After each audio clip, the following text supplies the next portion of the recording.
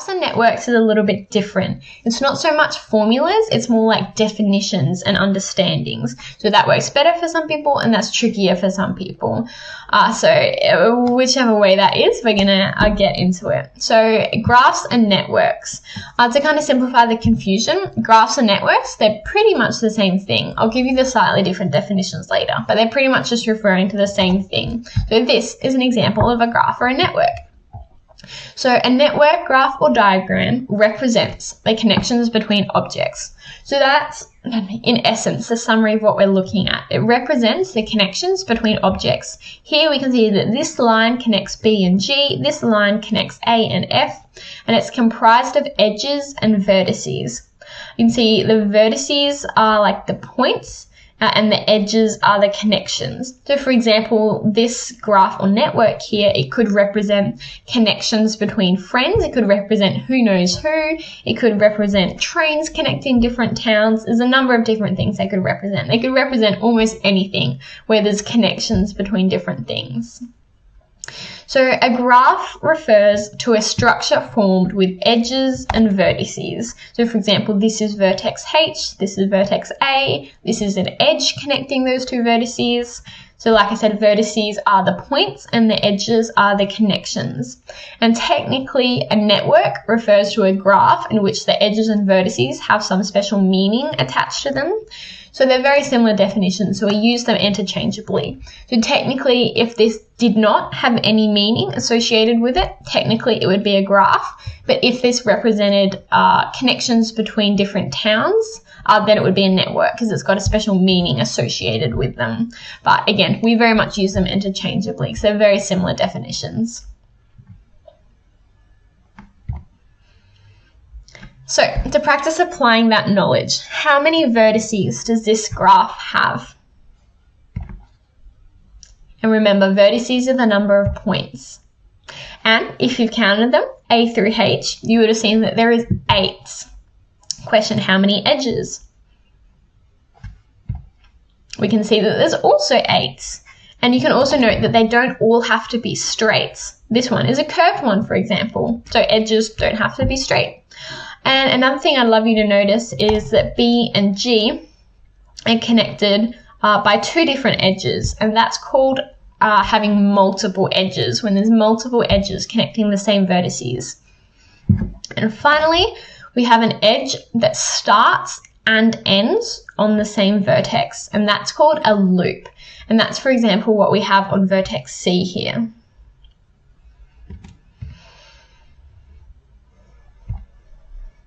So, more terminology. What is the degree of vertex F?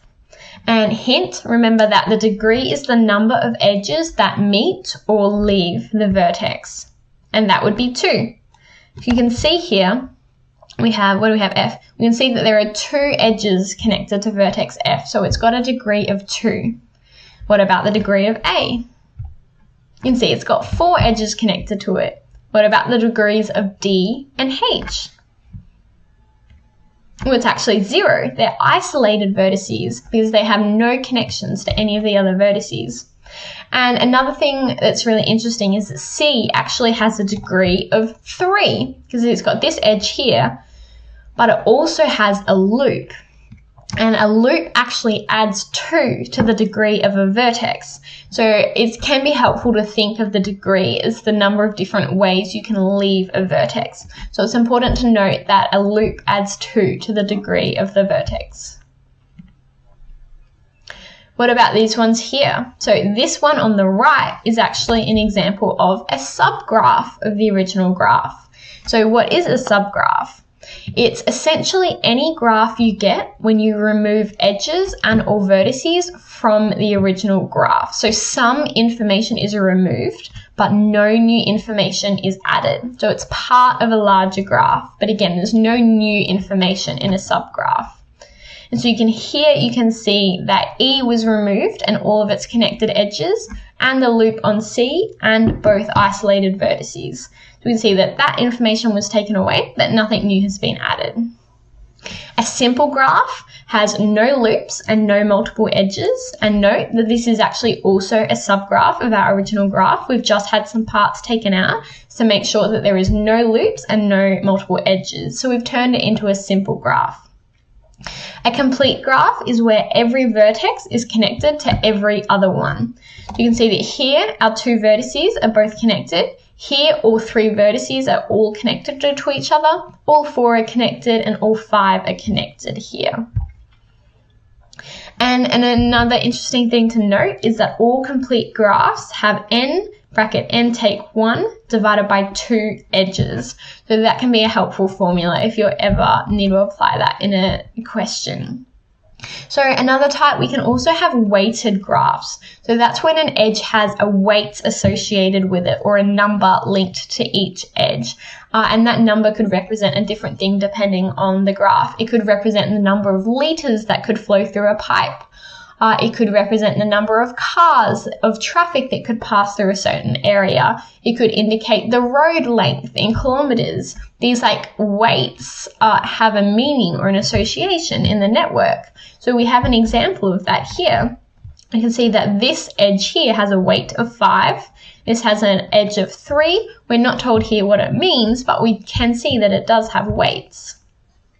We can also have a directed graph or a digraph where edges have a direction associated with them. And this can help us model and communicate the direction of something. That could be water flow, traffic flow, different things.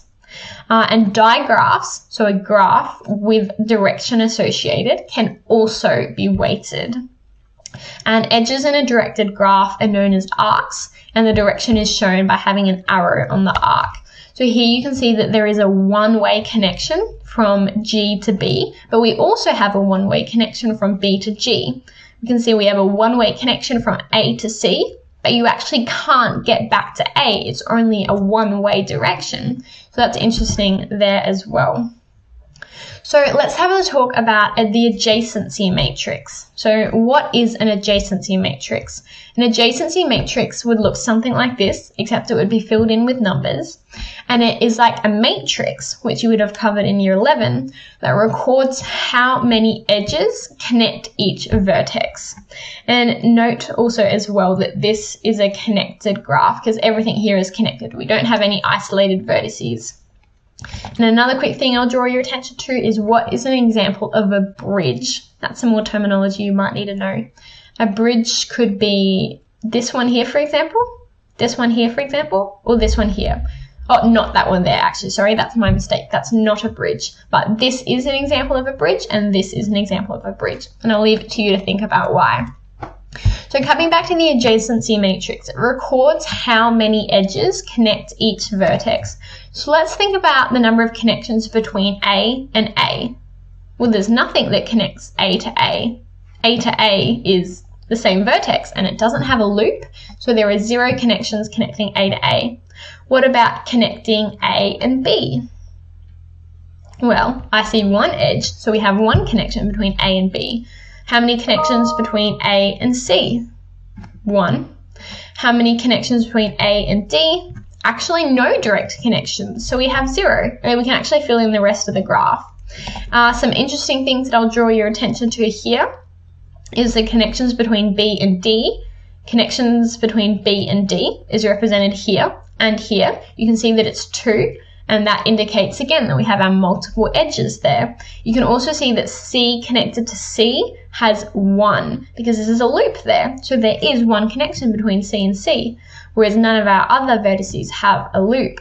You can also see that adjacency matrices are actually symmetrical down their leading diagonal. So an interesting check to see if you've gotten it right there is to check if it is symmetrical down that leading diagonal. So in a directed graph, we can actually also have an adjacency matrix for a directed graph, but it will look a bit different and it likely won't be symmetrical down the leading diagonal because in a regular graph, the connections go both ways, but in a digraph, our connections are only one way. So they're not two-way streets, they're only one-way streets. So we only count the connection in the direction indicated. And we do this by assuming that we're counting the edge from the vertex stated by the row and to the vertex stated by the column. So to illustrate that, I've added our little labels here. So you can see here that A and C are connected, but we can see that it's a connection from A to C, not the other way around. So from is always indicated by the rows and to is indicated by the columns. So we can see that from A to C, we have 1 because there is that one edge connection from A to C. But if we have a look at, even though there is a connection there, if we look at from C to A, we can actually see that it's 0, and that's true because even though there is an edge there, it's a directed edge going in one direction, so it's only going from A to C. We can see, for example, that these multiple edges connecting B and D, one goes in each direction. So B to D is connected and D to B is also connected. So feel free to have a pause of the video and have a look at some other of the numbers if you'd like to explore a little bit more how they work.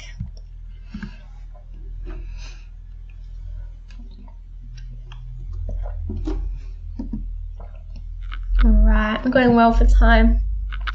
So, construct a network that represents the Facebook connections between friends and then construct an adjacency matrix to represent this. So first we're told that friends on Facebook work both ways. So if person A is friends with person B, then person B by default is friends with person A. So that tells us that we do not need a directed graph because the connections go both ways. Whereas if we were talking about Instagram, for example, we would be using a directed graph because we would say, will they follow them? But do they follow them back? So we'd end up with that directed graph. But here we're talking about the both way connections. So the people we're talking about are Samantha, Jacob, Eliza, and Peter, and we're modeling their connections on Facebook. So Jacob is also friends with Eliza. We have Samantha is friends with Jacob, Eliza, and Peter. And a person can't befriend themselves on Facebook. So that tells us that we can't have any loops. And the network, like we said, I said it doesn't need to be directed because the connections go both ways, and it doesn't need to be weighted because there's no weight associated with it. A connection represents just the presence or absence of a friendship on Facebook.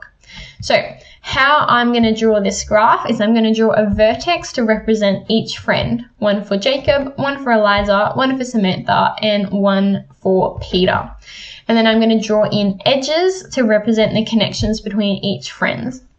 So I'm going to start with our first bit of information. So I can see that Samantha is friends with Jacob. So I've connected S to J. Samantha is also friends with Eliza and with Peter. So there, I've modeled our first bit of information there. And it doesn't matter if you set up or structured your graph or network in slightly different way, as long as it's displaying equivalent information with the correct vertices and the correct connections between the associated people, then that means that the graph or network is displaying the correct information, which is the most important thing. So next we can see that Jacob is also friends with Eliza. So I'm going to add a connection from J to E. And we know that a person is not allowed to befriend themselves on Facebook, so we have no loops. So we can see that there is our graph or network. And then we're also told to construct an adjacency matrix that represents this. And because it's not a directed graph, we don't need to worry about from and to, because all of these connections are two-way streets because we're talking about Facebook friends. And so that makes it a little bit simpler. And then we also know that it's going to be symmetrical down the leading diagonal. So S to S, 0 connections there because we have no loops. Samantha can't befriend herself. But we also know that Samantha is connected by one connection because that's the maximum we can have here because you can't be friends multiple times. Samantha is connected to Jacob, Eliza, and Peter. So we can fill that in. And then we can also fill in the rest of it. So we can see that Jacob is only connected to Eliza and Samantha. So we can see there's a 1 for Samantha and Eliza, but a 0 for the other people. Eliza is connected to Jacob and Samantha, and Peter is only connected to Samantha. And we can also see that again where it's symmetrical down the leading diagonal. So that's our adjacency matrix.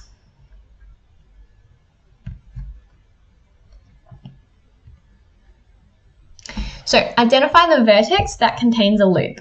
Identify two vertices that have multiple edges, identify the isolated vertex, and identify a bridge. So the vertex that contains a loop, I'm sure you can see would be E, because the edge is connecting from E straight back to itself. Can you see two vertices that have multiple edges? Potentially you identified A and D, because you can see there's two edges connecting those two vertices. The isolated vertex would be G here, and the example of the bridge would be the edge connecting D and E. And I touched on bridges earlier, because if we took away this edge, if we took away this connection, then our graph, it would actually separate the graph entirely. So it would no longer be all connected. G is actually already isolated by itself, so it already did have an isolated element of this graph.